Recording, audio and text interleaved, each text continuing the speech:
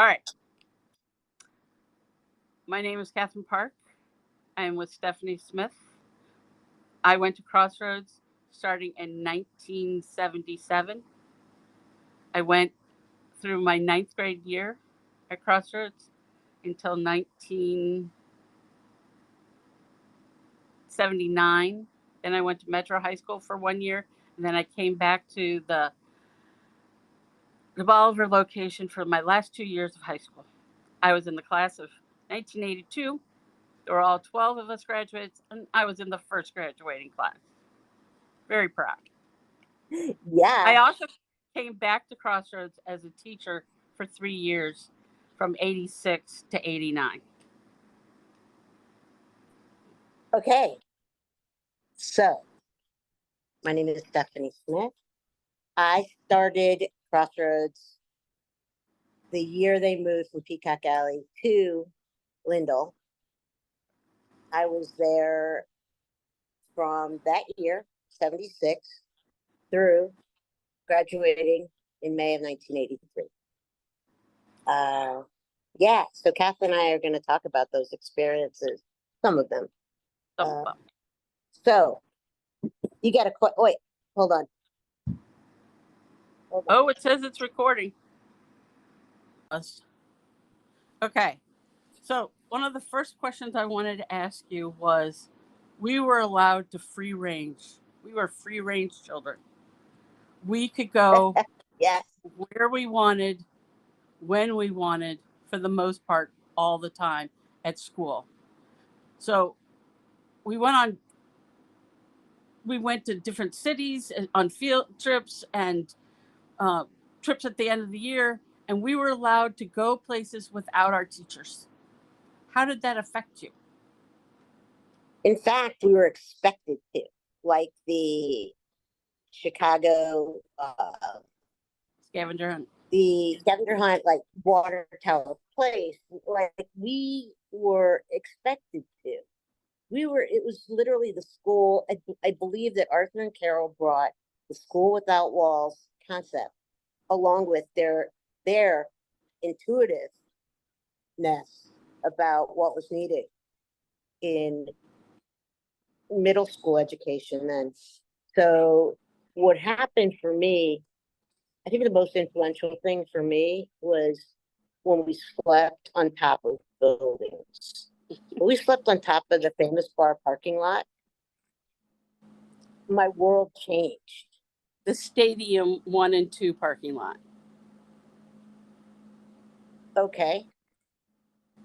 And then also on Mansion House. Mansion House too. Right. And when I was up there, you know, in my sleeping bag, and all of us, you know, mostly what, 6th and 7th graders? 6th, 7th, 8th, and 9th. I think everybody was up there. Anybody from the class could be up there. So, correct. You know, that and going to dig at Cahokia, and Scott Lopez, he figures prominently in our story, yours and mine, was he picked our tent. I was with Scott in a tent at Pierre Marquette, and no one said anything. And I think a lot of it was trust. And a lot of it was that, you know, it was a new thing, and the kinks were literally being worked out as every day. But what I want to say is that what changed my world, there were two things in those early days. One was that freedom, and seeing St. Louis from that perspective. And the second one was learning about all of the public housing and the history of all the public housing, and particularly one detail that I would take to, I took it to Barnard, where I majored in urban studies. And I knew from the time I left Crossroads that I was going to major in urban studies. And everything about Crossroads for me was staying close to Arthur as he talked about cities, and was going to all the cities that we went to. And yeah, so that opened up my world, which was Cleveland, you know. Right. So when did you go move ahead. to U City? I moved to U City the same year. We left the Clevetown Oh, in okay. so how I came to Crossroads is I met Andy at Andy the Rothschild. Andy Rothschild, who taught and was Arthur's like best buddy from Country Day. Mm-hmm. They yeah. He was So part of the Turkey Day football team. right with that, the lifelong friends, all of them from Right. Country Day. So Tony Hush, all of them, and so I ran into Andy Rothschild at the laundromat next to Peacock Alley in Laclede Town. And I said, Andy, how would I get into Crossroads? I no, how would I go to Crossroads? I really want to go to Crossroads. And he said, well, make an appointment for an interview. And I remember riding my bike back down to our house on Lawton, right, not, blocks from Peacock Alley, and telling my mom that we were going for an interview that Tuesday. And that was it. That was it. And that was the summer of 76. Yeah. And that was it. From then on, Crossroads was my life. And I was going to say something about that. Oh, but I wouldn't have even known about Crossroads unless my brother had been going to Logos. In a roundabout way, I learned about Crossroads through Logos, which So was you didn't know it was at Peacock Alley? I knew something was there, but I didn't understand what it was until later Okay. when he went to Logos, and then there were people there who went to Crossroads. Mm-hmm. So that's how I learned about it. So I learned about Crossroads, and I still have this picture vividly in my head. Was Arthur came to talk to the parents at the college school. I had to come with my mother because there was no one to take care of me. And I am sitting outside of the classroom in the hallway on the floor, being bored out of my mind. But I can see Arthur wearing his blue Crossroads jacket. And I gave the letter that they had sent to all the parents. And this was in 74. I was a sixth grader. No, I would have been a fifth grader. But they wouldn't let me come to Crossroads because my English skills weren't that good. And so I had to get tutored for a year before they would let me come to Crossroads.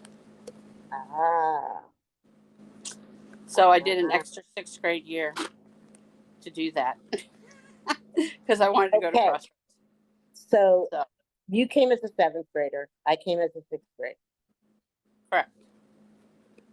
And that's why there's 2 years separating us instead of just one. Or instead of two. There's 1 year between us instead of two. Yeah.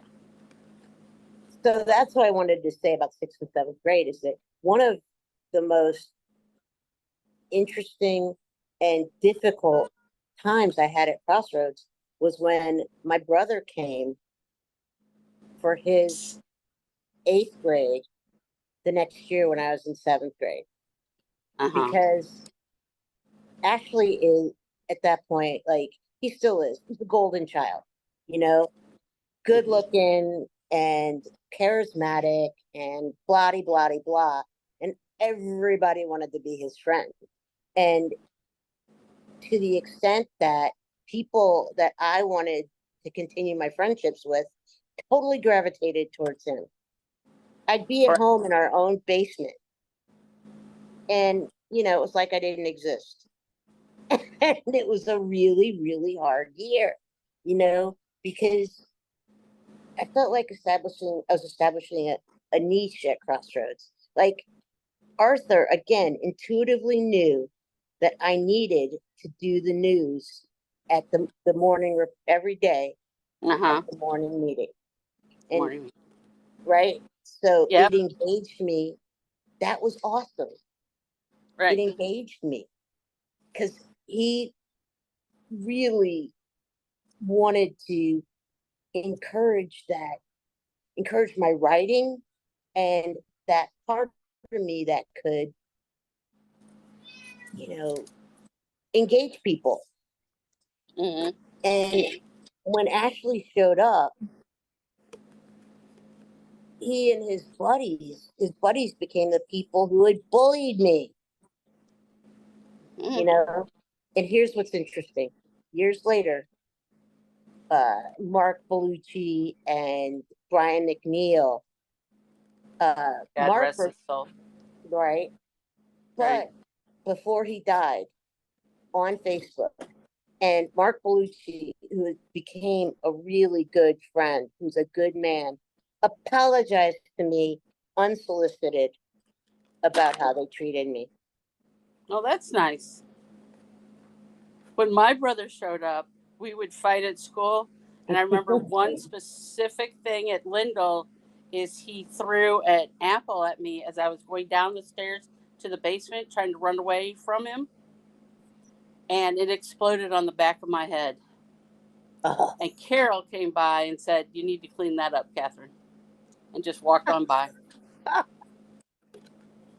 like, okay. Oh my He God. threw it, but I get in trouble. Fine, I'm good. So, yes. And everybody wanted to be his friend because he was so adorable. Yeah, he was pretty cute. Yes, but he was trouble. He was my little brother. So, he was trouble. He and his crew were definitely trouble. yeah. It's funny. You just reminded me of, are you keeping track of time? I am not. I am not. I will. I will set a timer. Okay. Siri, set a timer for 15 minutes. Okay. So, excuse me. So also, when Ashley came to Crossroads, he and I fought all the time. And what precipitated Mom taking us to a child therapist across Lindell, who was recommended by Crossroads, by Arthur and Carol. Who did they recommend? I can't even remember his name. It's been 45. You didn't see John Yonkers? Who was that? I can't remember. That was one of the therapists that they recommended. Okay, no clue. Anyway, so it's across Lindell. All I know is between Crossroads and Arthur and Carol's house. Arthur and Carol's condo. So somewhere in that vicinity. Anyway, that's all I remember. Okay. So the deal was that Mom got scared when we were down in our Rathskeller, which we were down in our Rathskeller, which had very 70s sort of paneling, that fake wood paneling. It was super thin. Late 60s. Yes. Yes. So Ashley was down there with Brian McNeil, Leo, and somebody else who he ran with, his crowd, okay? He's down there, and he's letting them taunt me about needing a Wamser Furman tent. And I lost it. I grabbed a monkey wrench from out of the laundry room and all that right there, and sidearmed it right at Ashley. It stuck in the paneling. Oh, I could have killed my brother. Like, easy. That hit him in the temple. All bets are off. right. When he told my mother, boom, that was it. She's like, I always thought that you guys fighting, you were going to kill each other. You know? So, enough. My So mother said the same thing. your mother, of course, did. Said sooner or later, I'm going to have to take one of you to the hospital because you're trying to kill each other. Right, right, right. And so when we went and saw the therapist, Ashley and I made a pact. Our pact was that we were going to go in there and pretend like nothing was wrong. So, so we go in there and we're both like, Ash and I get along really well. It's surprising. He's really, and I said something like, he's really protective of me. And I just laid it on. And he's like, yeah, that's my little sister. So anyway. Okay. Free ranging for me, the best was I got to ride a horse in Central Park. Me, Raquel, Liquier, and Kristen Dunlop. Yes. went off by ourselves. They gave us the afternoon off, and we looked up how to write. Looked up because there was no Google, there was no social media, Right. there was none of that. We looked up in Right. the phone book for stables around Central Park, and we found it, and we just went there. We didn't take a taxi. We took the subway, walked, got there, and because I was 19 years old, because I was over 18, they let us go. It cost a fortune. Rochelle and Kristen paid me cash, and I put it on my mother's credit card, which I was only supposed to use in case of an emergency. Of course. And we rode for like 2.5 hours through Central Park, and we got to ride down the streets of New York. And they're like, "Oh, I'm glad you had a great time," and that was it. We could have gotten into so much trouble, Mm-hmm. and we never did. Move your We were face up. lucky. We were lucky. Move your Huh? face up again. Move your Pull face my up face again. up again. Okay. Yes. We want to see it. So And that then, was the thing. We were lucky kids. oh my God, when we were going to DC, we could go, for hours. Like it literally was planned that we had chunks of time off and then we meet for dinner. Right. There were chunks of Right. time off. And then, so I think it was, again, I think it was trust. I think it was naivete. I think it was a different era. And We were also really street smart kids as a yes, group because we were all urban kids. yes, urban to suburban, but we all lived in St. Louis and we knew Right. what it was like to have sketchy areas and not go there. Right. And Right. so we had those instincts. We had good urban instincts. Correct. And what you're getting to exactly why I went into urban studies, because here's the thing.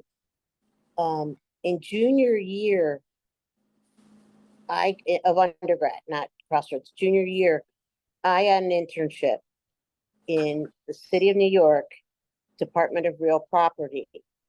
Mm-hmm. And back then we had massive tracts that showed in all the boroughs that we had to pinpoint and find these sites that were for sale that by eminent domain or neglect had become available. I got to run around the city of New York, mapping out, looking at, and showing sites, like big ass sites, like Hunters Point that was for sale, like Mm-hmm. the Brooklyn Navy Yard where Dumbo is now. I mean, it was awesome. No, I'm sure. So when so anyway, New York was like and then I got it. Then they hired me. So my first job is for the city of New York, working in the Public Development Corporation, which was the only place that could do direct sales of all of those big old tracts. So Crossroads and Arthur's love of cities and the things And that Carol's knowledge of everything about a city. right, she knew the minutia. Right. She knew every single thing. And Arthur's was more of the macro level. Right. And I fell for both of them. And yeah, so my life totally became cities. Oh, and the last thing I wanted to say is that my senior thesis was on Pruitt-Igoe. So was mine. Oh my God. And mine was called Planned Failure in Public Housing. Mine was very similar, but I went to WashU and they had studied Lee Rainwater and Alvin Gulner and all the old sociologists, because I majored in sociology. The teacher that I had my senior thesis class with was an urban studies sociology, and I did mine, and I found all their old original documents that I used, and I found it in the basement at WashU. They were just sitting there in Wow. boxes, and I just copied everything I could. I spent at least $100 on copying, and Wow. Anna and I were there, and I found all this firsthand knowledge, and I showed it to my professor, and he's like, "You got to use that," and I'm Yeah. like, and I did, and so that's what I did my senior thesis on, was Pruitt-Igoe, and I remember And going with Arthur, seeing that site for the first time, and seeing my first rat. yeah. Well, let me tell you, mine was started with anecdotal. I had a lot of anecdotal information about it because my aunt, my father's sister, youngest sister, raised 5 children in Pruitt-Igoe. Oh, wow. And the family lore, I'd heard the story my whole life, was that when my Aunt Buttercup was killed, she this is the thread of alcoholism and drug abuse that I learned about my family in, growing up in Mill Creek Valley in St. Louis in the biggest ghetto. So this is intergenerational poverty and trauma, which I learned about anecdotally, and you could see it. Mm-hmm. All right. So here's the story really quickly. My Aunt Buttercup had gotten drunk with a bunch of folks on Mother's Day. Now, Mother's Day is the 1st and the 15th. All right. Back then, welfare checks were the 1st and the 15th of the month. So everybody called it Mother's Day. So it was a Mother's Day, and she had gone out with these friends, and they pushed her out of a moving car. Oh. My cousin Dwayne ran from Pruitt-Igoe to our house in Town to tell my dad Mm-hmm. what happened. That's quite a jog. So my dad was deacon at the Christ Church Cathedral, and one of his outreach places was Pruitt-Igoe. And so he would go up there right after. I mean, this is like right after I was born. So this would have been 62, 63, 64, before we moved out to the county. And he did his outreach there, and he would go there sometimes on a daily basis to do work. And that was some of the waning years of Pruitt-Igoe. And he would talk about things, and he wouldn't let Howard, who was my older brother, go with him to Pruitt-Igoe. So he just wouldn't let him go. So, And, obviously, we wrote a lot about the infrastructure, the elevators right, stopping on, every every other third, floor, the light bulbs. right? And elderly people everybody being rolled because the elevators are always out. But one of the things that in my family is that, again, my Aunt Buttercup, his younger sister, the one that lived in Pruitt-Igoe, she called my dad and said, the pipes have, this is in the middle of winter, the pipes have broken. Okay. That happened all the time. All the time. So my dad and my Uncle Buck, who's Buttercup's boyfriend, went down there and were working on trying to stem the flow. No. Yeah, yeah. But that's how close.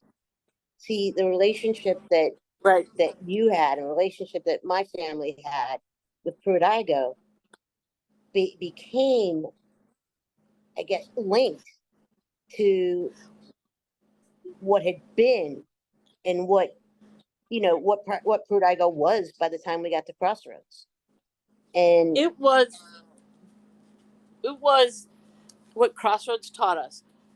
We needed to know the who, the what, the where, the how, the why about things, because we were curious kids, and that's what they fostered in us, was curiosity about everything. yes, And so when we heard these stories as children about our parents or our aunts and our uncles and our relatives doing these things, we wanted to know about those places, yeah, and those things.